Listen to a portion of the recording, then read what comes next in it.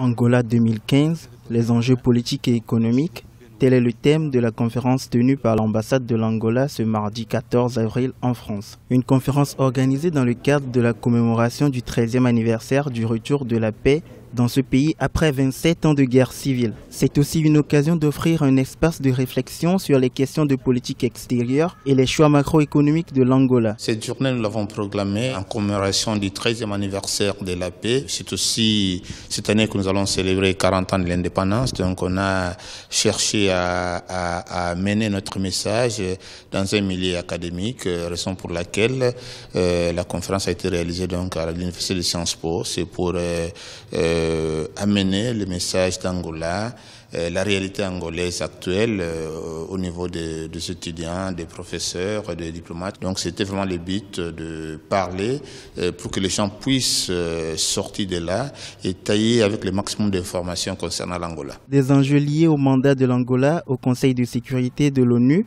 mais aussi à la stratégie de diversification de l'économie angolaise, les conférenciers ont abordé plusieurs thématiques d'ordre politico-économique et sécuritaire. Pour l'ambassadeur d'Angola en France, cette conférence entend redonner une nouvelle image du pays auprès du public. On veut que le public comprenne quelle est la réalité angolaise actuellement. On a fait un parcours un peu historique de notre pays et là, les gens ont une idée exacte de l'Angola et pas ce qui se dit de gauche à droite. Donc, et après, l'autre objectif, c'est vraiment les entrepreneurs, les hommes d'affaires, les diplomates, les académiciens qui peuvent commenter là-dessus. Et à partir de cette conférence, les gens aussi peuvent s'intéresser à l'Angola, que ce soit du point de vue touristique, que ce soit du point de vue culturel, que ce soit du point de vue empresarial. Ancienne colonie portugaise, devenue indépendante en 1975, l'Angola fait partie des pays les mieux dotés d'Afrique en termes de ressources naturelles. Fort de ses 24,4 millions d'habitants,